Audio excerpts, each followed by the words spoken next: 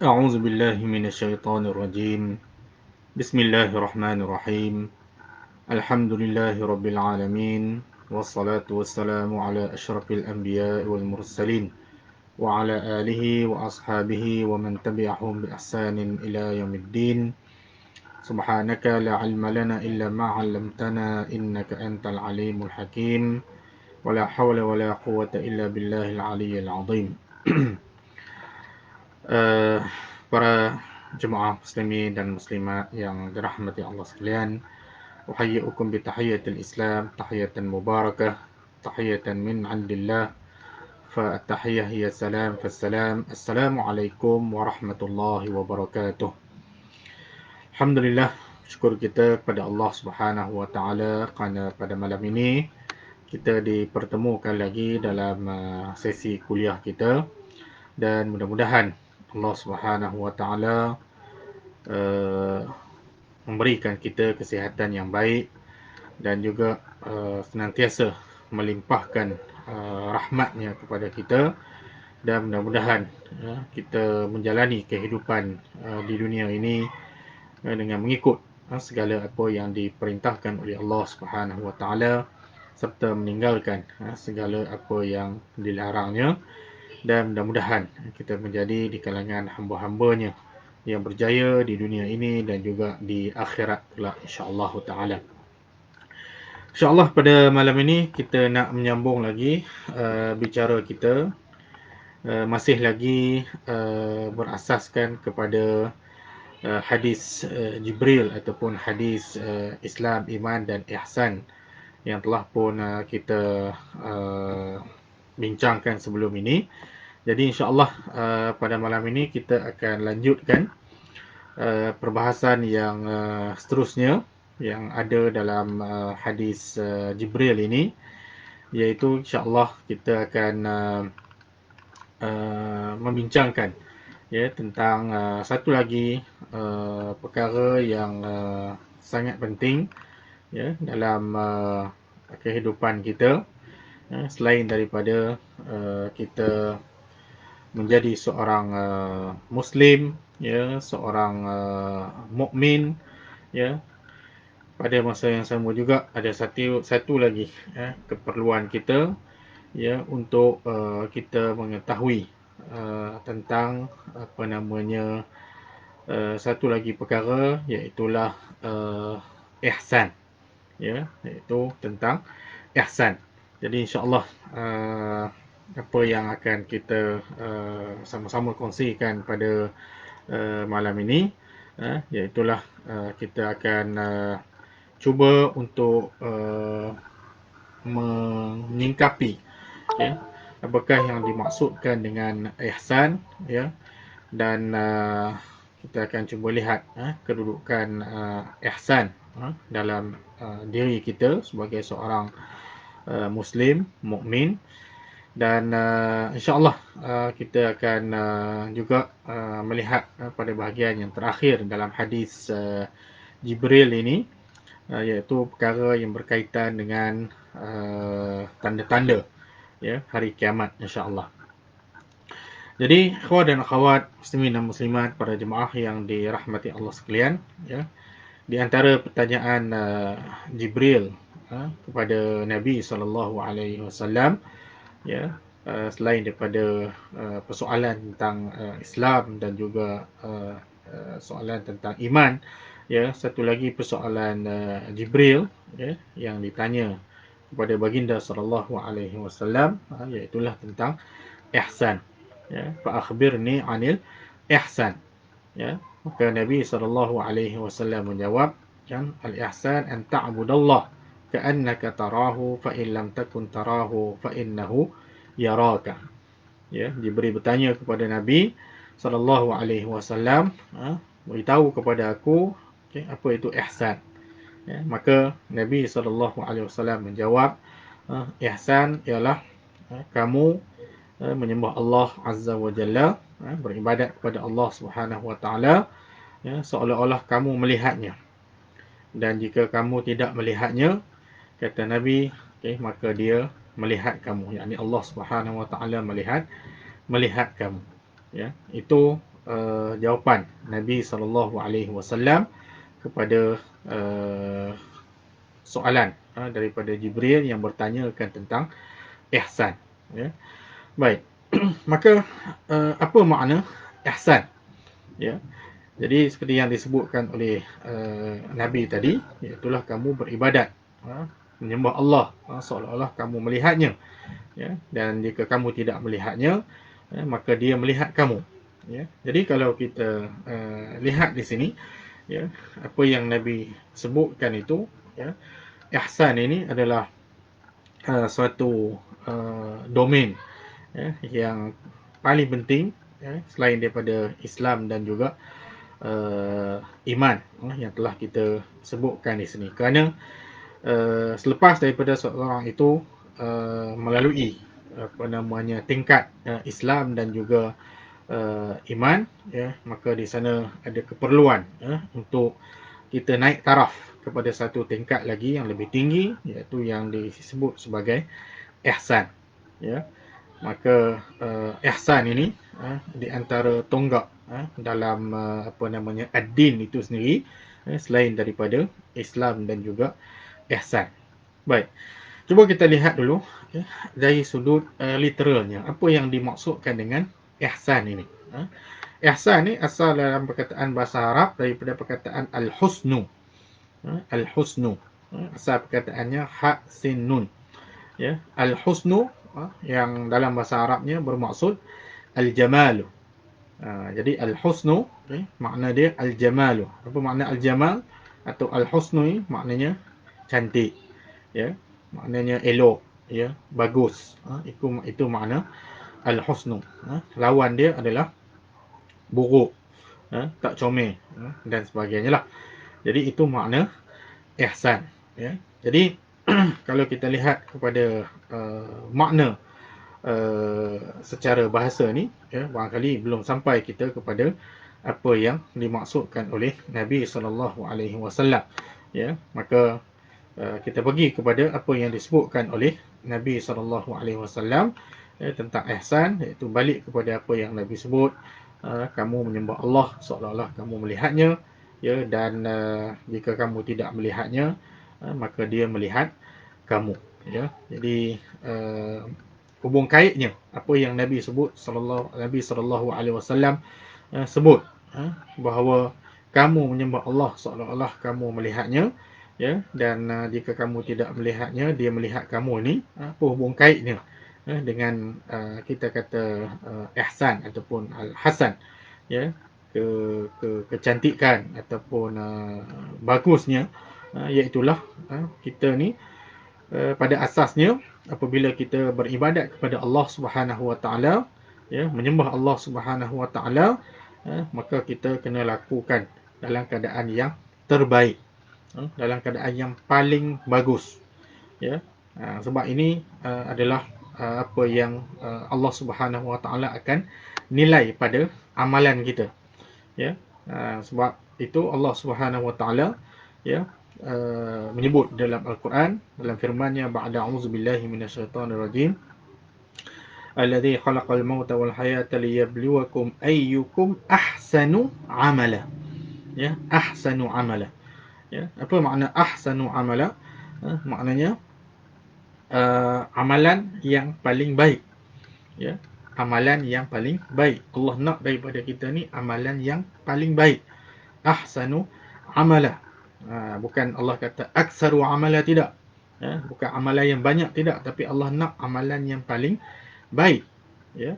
Maka dalam konsep ihsan ini sebenarnya dalam kita beribadat, melakukan ketaatan kepada Allah Subhanahu Wa Taala, kita kena buat yang terbaik. Ya. Dan di sini Nabi SAW sebut sampai ke tahap seolah-olah kita melihat Allah Azza wa Jalla. Apa yang kita buat tu, ya, yang betul-betul Allah nak, Allah akan nilai, ya, dan sudah pastinya kita kena buat dalam keadaan yang terbaik, ya. Jadi kalau melihat kepada apa namanya makna ini, jelas kepada kita bahawasanya apabila kita menjadi seorang muslim, ya, seorang mukmin, ya, beriman kepada Allah, melaksanakan segala perintahnya, meninggalkan larangannya, ya, maka kita kena lakukan, ya, dalam keadaan yang paling baik, dalam keadaan yang paling elok, dalam keadaan yang paling benar, paling betul, ya, apa yang kita lakukan, sebagai satu ibadat kita kepada Allah Azza wa Jalla, ya. Baik, kalau iman dan Islam ada rukunnya, apakah ihsan juga ada rukunnya? Ya, ya. Apa namanya, para ahli ilmu menyebutkan ihsan juga ada rukunnya, ya. Dan rukun itu berbalik kepada apa yang disebutkan oleh Nabi SAW itu. Jadi seperti mana iman dan juga Islam, ya, ihsan juga ada rukunnya. Cuma rukun ihsan ni tidaklah 5, tidaklah 6. Ya, rukun ihsan ni satu saja.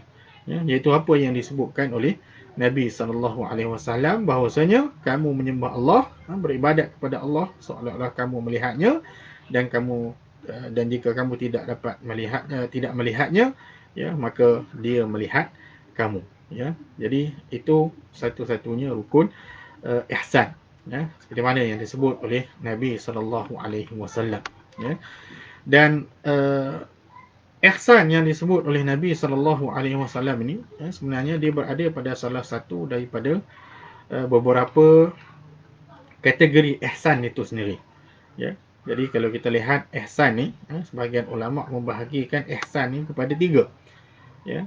Iaitulah yang pertama, ya, ihsan dengan maksud kita melakukan ibadat menyembah Allah Subhanahu Wa Taala tadi dengan paling baik, dengan sempurna, ya. Maknanya ihsan di sini adalah ihsan dalam ibadat antara seorang hamba dan juga Tuhannya, yakni Allah Subhanahu Wa Taala, ya.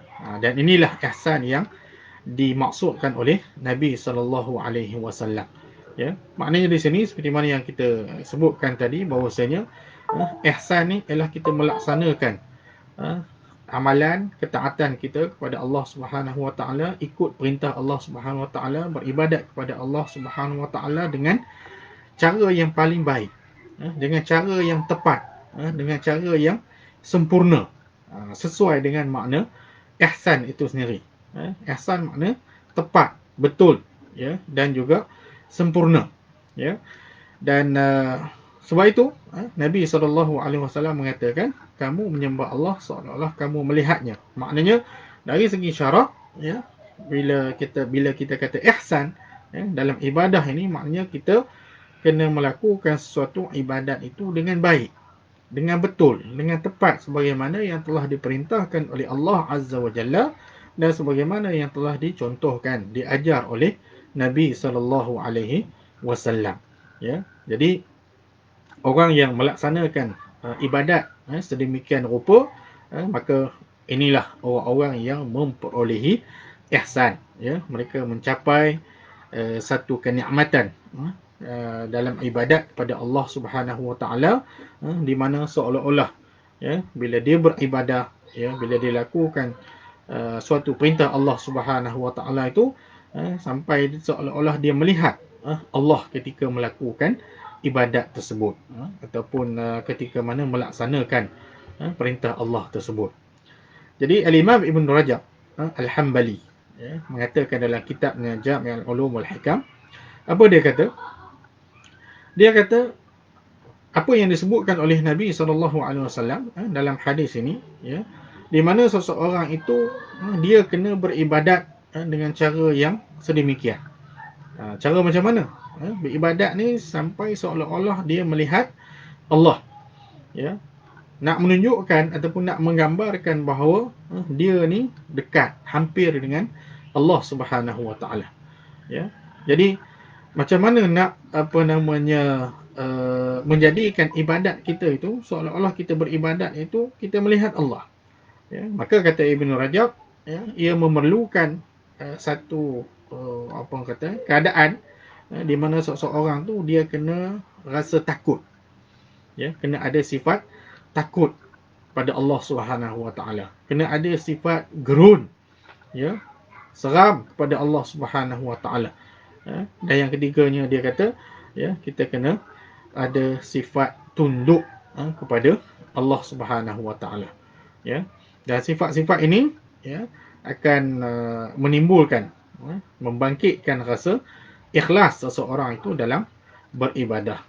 Maka ketika mana dia beribadah, dia akan cuba untuk memperbaiki, memperelokkan, memperbaguskan lagi ibadatnya agar dia menjadi lengkap dan juga sempurna. Jadi itu yang dimaksudkan oleh Ibn Rajab dalam dia menjelaskan apa yang disebut oleh Nabi SAW tentang bagaimana kita melakukan ibadat kepada Allah Subhanahu Wa Taala supaya kita mencapai darjat ihsan.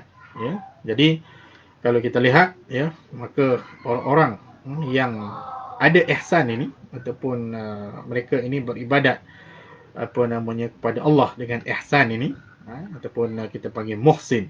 Kalau orang Islam, kalau orang yang ada Islam, kita panggil Muslim. Orang yang ada iman, kita panggil mukmin. Pada orang yang ada ihsan, memiliki ciri-ciri ihsan ini, kita panggil muhsin. Muhsin ni, maknanya orang yang senantiasa memperbaiki ibadat dia, memperelokkan ibadat dia. Tak kira lah ibadat wajib ke, ibadat sunat ke, di mana-mana pun, ketika mana mereka beribadat kepada Allah, mereka akan lakukan ibadat itu dengan penuh rasa takut. Lakukan ibadat itu dengan penuh gerun.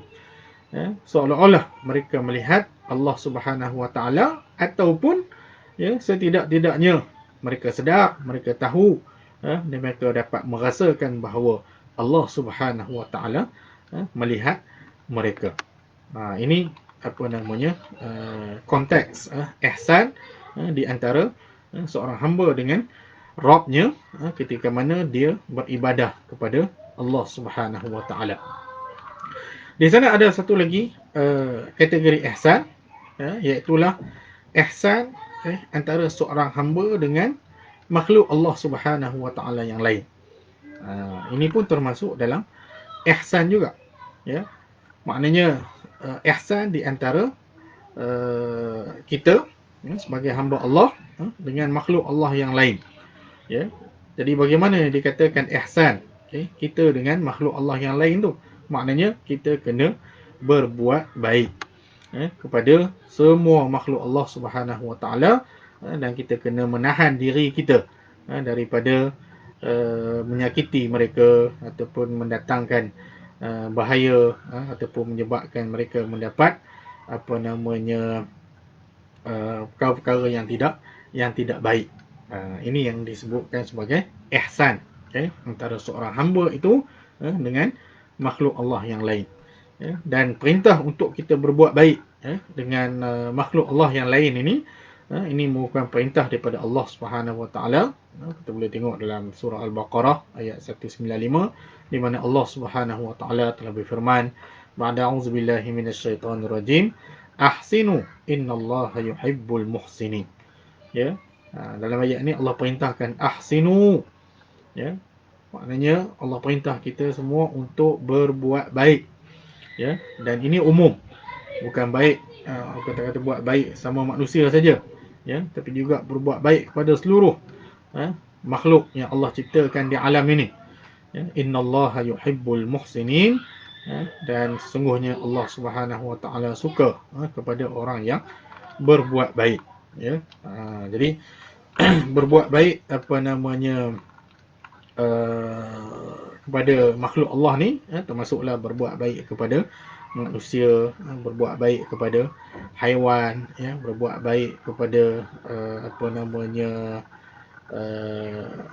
tumbuh-tumbuhan, berbuat baik pada segala benda yang Allah Subhanahu Wa Taala ciptakan di atas muka bumi ini. Kalau kita kata berbuat baik kepada sesama manusia ni, antara perintah Allah Subhanahu Wa Taala ialah kita berbuat baik kepada ibu bapa kita sendiri. Seperti mana yang telah disebutkan oleh Allah Subhanahu Wa Taala, boleh rujuk dalam surah Al-Isra ayat yang ke-23. Bila mana Allah Subhanahu Wa Taala berfirman, ba'da a'udzubillahi minasyaitonirrajim, wa qada rabbuka alla ta'budu illa iyyahu wa bil walidaini ihsana. dan Tuhanmu telah perintahkan supaya kamu tidak menyembah melainkan kepadanya semata-mata, dan hendaklah kamu berbuat baik kepada ibu bapa. Ya, itu contoh di antara berbuat baik sesama manusia. Ya, dalam hadis, dalam riwayat-riwayat, banyak Nabi SAW juga menyuruh kita untuk berbuat baik kepada ibu bapa.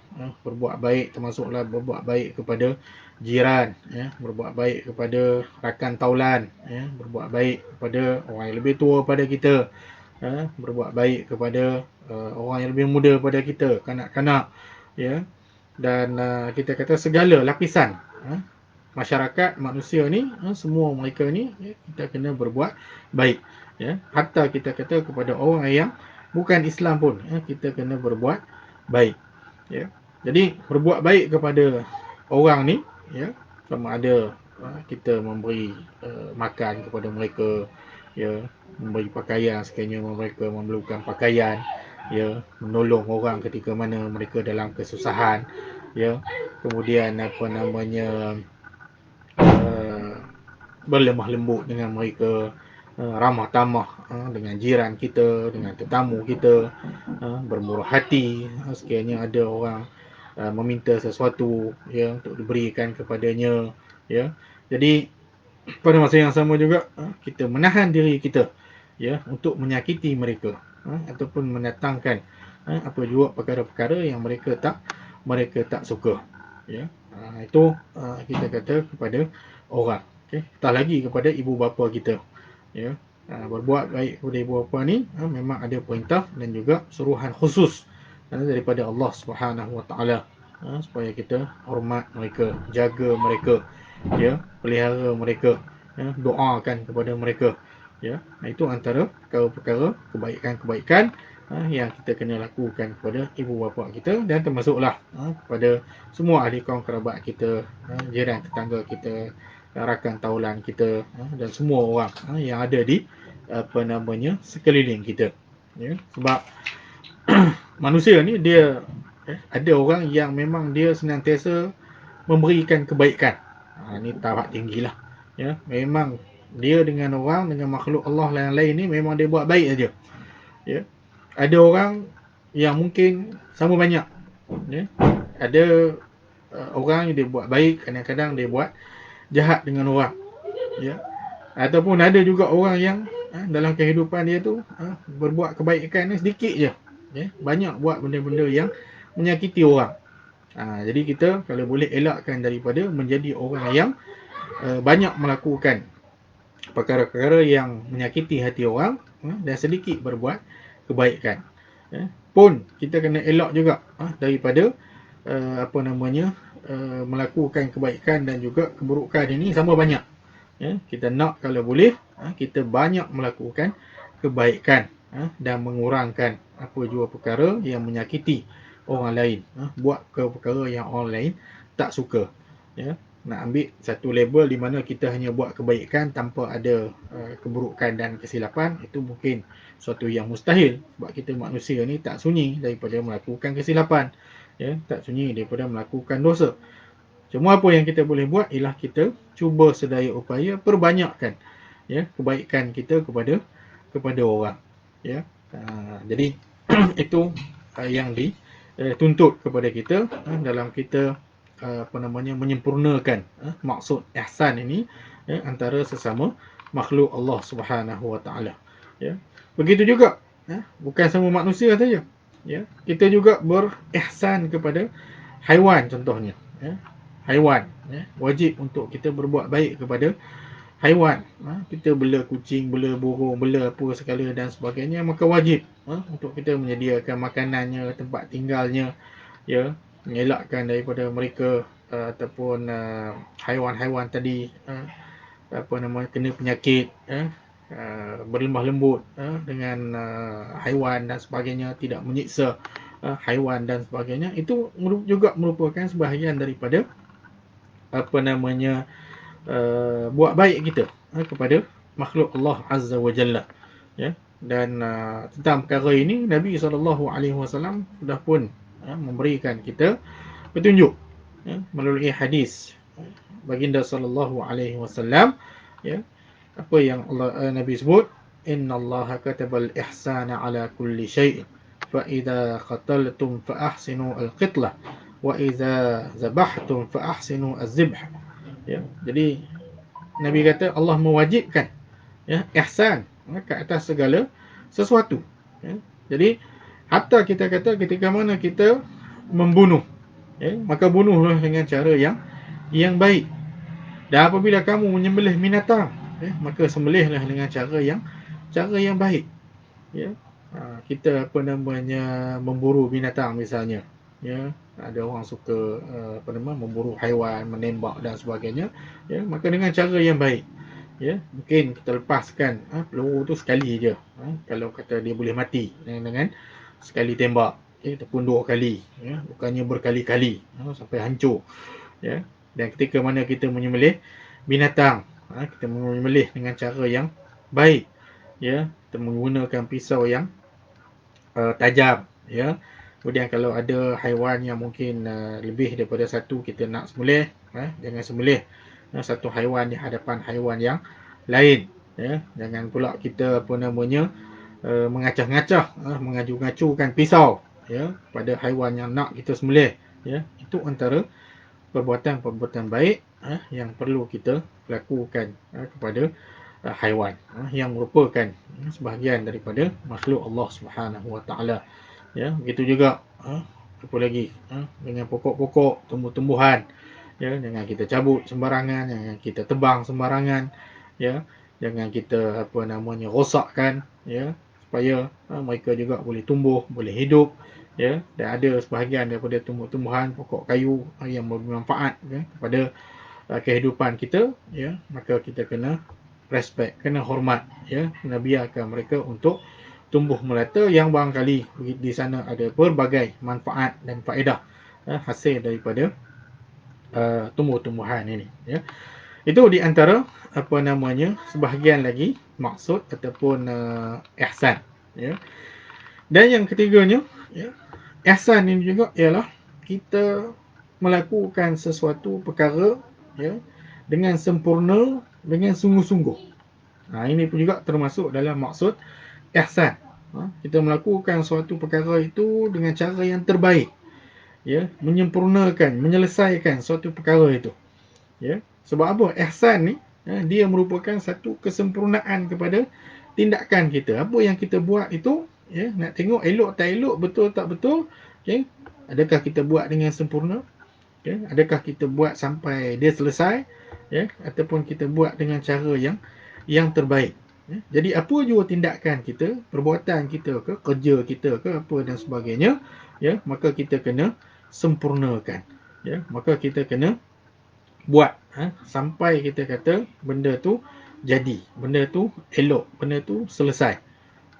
Kata pepatah, ya, alang-alang menyeluk kaisar, biar sampai ke pangkal leman, ya, buat benda tu sampai selesai, ya. Dan nak buat tu kena buat dengan bersungguh-sungguh, ya, kena sungguh-sungguh, ya. Kena dalam kata apa, keadaan kita itqan, sungguh-sungguh, tekun, teliti, cermat, buat sesuatu, ya. Sebab itu kita kata apa yang disebutkan oleh Nabi SAW dalam satu hadis yang diriwayatkan oleh Aisyah, ya, Nabi SAW menyebutkan dalam hadisnya, innallaha azza wa jalla yuhibbu idza amila ahadukum amalan ay yutqinahu. Ya, sungguhnya Allah Subhanahu wa taala suka apabila seseorang daripada kamu melakukan satu amalan, dia buat dengan tekun. Apa maksud itqan? Kita sebut tekun lah, ya, bahasa diterjemahkan bahasa kita kata tekun, ya. Itqan ni apa? Itqan ni kita buat satu perkara, kerja ke apa ke, dengan teliti, buat dengan cermat, buat dengan kemas, buat dengan sungguh-sungguh, ya. Maknanya kita maximize kita punya effort kita nak bagi jadi, nak bagi elok suatu benda tu. Itu termasuk dalam makna ihsan, ya. Bukan buat kerja ni sambil lewa, ataupun buat kerja hangat-hangat teh ayam dan sebagainya, maka itu tidak ada ihsan, ya. Jadi dalam apa jua gerak kerja kita, tindakan kita, kita mesti ada ihsan. Ihsan maknanya kena buat dengan teliti, kena buat dengan cermat, kena buat dengan sungguh-sungguh, kena kemas, kena betul, sehingga membentuk apa yang kita panggil sebagai kesempurnaan, perfection. Itu makna yang balik kepada makna ihsan tadi. Ya. Jadi penting untuk kita melakukan kerja ni dengan ihsan.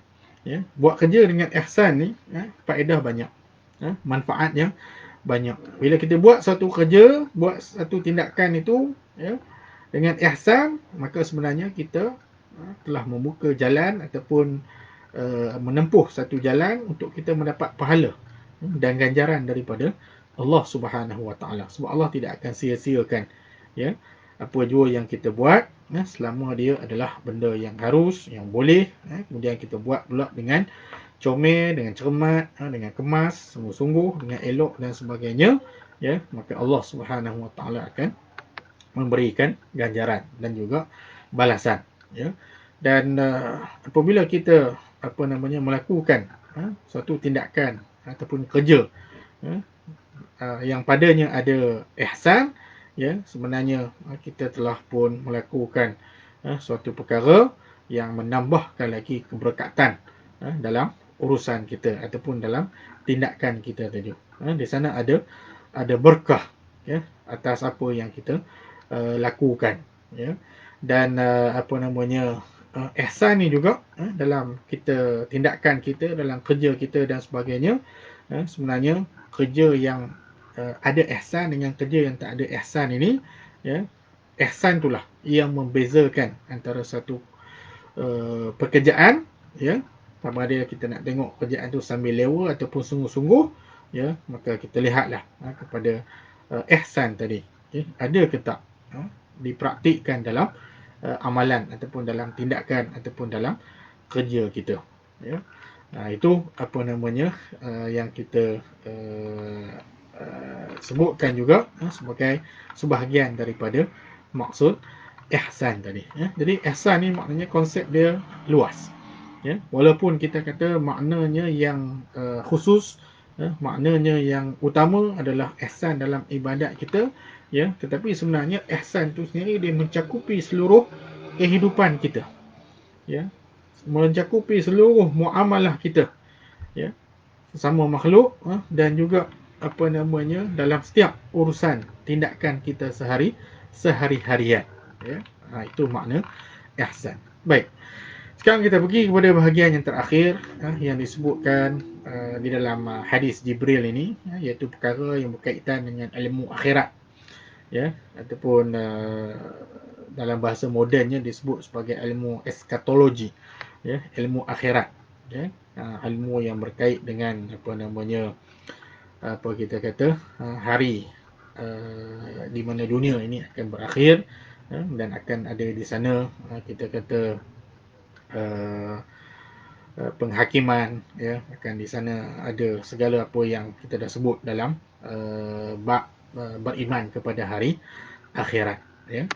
Cuma di hujung hadis ini, ya, persoalan Jibril yang ditanya kepada Nabi SAW, iaitu tentang kiamat, ya. Jadi persoalan tentang kiamat ni, ya, bila kiamat ni, itu persoalan yang Nabi SAW sendiri tidak dapat memberikan jawapan. Kenapa?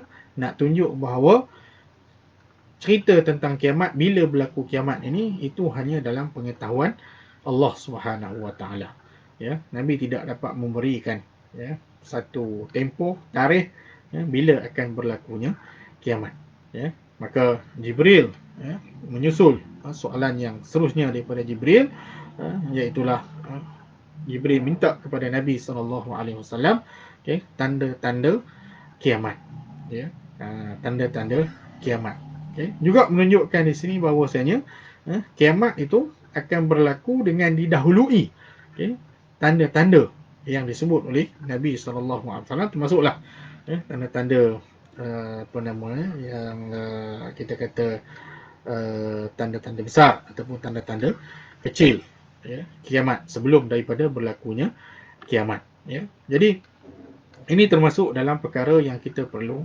beriman, ya, beriman, ya, kepada hari akhirat, iaitu telah jelas sahih daripada Nabi SAW, ya, di mana Nabi memberitahukan kepada kita tanda-tanda yang akan datang sebelum berlakunya hari kiamat, ya. Jadi tanda-tanda ni sama ada tanda-tanda yang telah terjadi, ya. Apa tanda-tanda yang telah terjadi? Antaranya ialah kedatangan Nabi SAW sendiri, ya. Nabi dalam hadisnya menyebutkan kedatangan baginda dengan hari kiamat ni, ya, dekat. Nabi tunjuk dua jari, ya, nak tunjuk bahawasanya satu jari dengan satu jari ni dekat, ya. Jadi itu tanda yang dah jadi, ya. Dan juga ada di sana tanda-tanda yang sedang terjadi, ya, sedang berlaku, ya. Ini kita boleh lihatlah dalam apa namanya senarai ataupun list tanda-tanda kiamat, tanda-tanda akhir zaman itu, termasuklah apa yang Nabi SAW sebutkan di dalam hadis Jibril ini, ya, iaitu apabila ditanya oleh Jibril, apa tanda-tanda kiamat ni, Nabi menjawab ketika mana seorang hamba perempuan itu dia melahirkan tuannya, dan ketika mana kamu melihat orang-orang yang tidak berkasut, tak pakai kasut, ya, bertelanjang, tak berbaju, dan juga orang-orang yang miskin, ya, dan juga pengembala kambing, mereka ini berlumba-lumba mendirikan bangunan yang tinggi, ya. Ini dua tanda-tanda kiamat, ya, yang disebutkan oleh Nabi SAW di dalam hadis ini, ya. Sebenarnya dari satu sudut, ya, kita melihat bagaimana Allah Subhanahu Wa Taala membantu kita, ya, sebagai hamba-Nya yang beriman kepada Dia, bagaimana nak beriman dengan hari akhirat ini, iaitulah dia beritahu kepada kita tanda-tanda kiamat ni, ya. Dan dengan tanda-tanda inilah, dengan mengetahui tanda-tanda kiamat ini, ya, kita dapat menambahkan lagi keimanan kita kepada Allah Subhanahu Wa Taala, bertambah yakin kita kepada Allah Subhanahu Wa Taala, ya. Sebab itu kita kata, kalau kita tanyalah, ya, kenapa di hujung hadis ini Jibril tanya kepada Nabi tentang kiamat, ya, kenapa Jibril tanya kepada Nabi apa tanda-tanda kiamat, ya, kenapa permasalahan tentang tanda-tanda kiamat ni dibangkitkan oleh Jibril. Sebenarnya dia ada satu hadaf, satu matlamat, satu objektif, ya, iaitu untuk nak mengingatkan kita, ya, terutama kita lah, ya, di umat Nabi di akhir zaman ini, ya, nak mengingatkan kepada kita kerana tanda-tanda kiamat ini banyak orang lupa, banyak orang lalai, banyak orang abai, ya. Tetapi bagi mereka, ya, yang menyedari, yang mengetahui, yang alert dengan tanda-tanda kiamat, ya, maka ini menjadikan mereka di kalangan orang-orang yang bertambah lagi keimanan dan keyakinan mereka kepada Allah Subhanahu Wa Taala. Dan pada masa yang sama, ya, tanda-tanda kiamat ni juga mendorong kita untuk mempertingkatkan lagi amal soleh kita, menjauhkan segala perkara-perkara yang mungkar, yang dilarang oleh Allah Subhanahu Wa Taala, dan kita cuba membetulkan alignment kehidupan kita ni mengikut petunjuk syariat Allah Subhanahu Wa Taala, ya. Jadi dalam hadis ni, ya, Nabi sebut pertamanya tanda kiamat ialah ketika mana seorang hamba perempuan tu melahirkan tuannya. Ini banyak, ya, keterangan yang disebutkan oleh para ulama, ya. Cuma antara lainnya ialah apa maksudnya? Maksudnya nanti, sebelum datangnya kiamat, ya, di mana ibu-ibu akan melahirkan anak-anak yang apabila mereka ni makin besar, makin meningkat dewasa, ya, mereka ni akan mendurhaka, ya, ibu mereka ni, mereka perlakukan seolah-olah sebagai hamba, ya. Itu antara maksud yang disebutkan oleh sebahagian daripada ahli ilmu, ya, berkait dengan maksud saat ataupun ketika mana seorang hamba perempuan itu melahirkan tuannya. Ada lagi lah keterangan-keterangan yang lain, boleh dapat daripada semua sumber yang ada. Kemudiannya, yang kedua Nabi sebut, ketika itu kamu akan melihat orang yang tidak berkasut, bertelanjang, tak berbaju, miskin, mengembala kambing, berlumba-lumba mendirikan bangunan, ya. Dan dalam menjelaskan tanda kiamat yang ini, Al-Hafiz Ibnu Hajar Al-Asqalani, ya, orang yang menulis mensyarahkan hadis-hadis Bukhari, dia menyatakan dalam kitabnya Fathul Bari, ya, apa makna di sini? Maknanya orang akan berlumba-lumba, ya, untuk meninggikan bangunan, ya, yang mana setiap orang yang buat bangunan, buat rumah, ya, dan dia nak rumah dia tu lebih tinggi daripada orang lain. Bangunan yang dia bina tu lebih tinggi daripada bangunan orang lain, ya. Dan pada masa yang sama juga, bila dia dah buat bangunan yang tinggi, rumah yang lebih daripada orang lain, ya, dia berbangga, ya, dia menghias pula, dia memperindahkan binaan dia tadi, ya, dan perkara ini telah pun terbukti, telah pun banyak berlaku, ya. Ini kalau kita lihat apa yang disebut oleh Al-Imam Ibnu Hajar pada zaman dia, maknanya pada zaman kita ni lebih lagi lah, ya. Jadi hari ini jelas sekali, banyak orang yang berlumba-lumba, ya, mendirikan bangunan, merasa bangga, ya, dengan ketinggian, dengan luas, dengan keindahan bangunan-bangunan yang ada atas muka bumi sekarang ini, ya.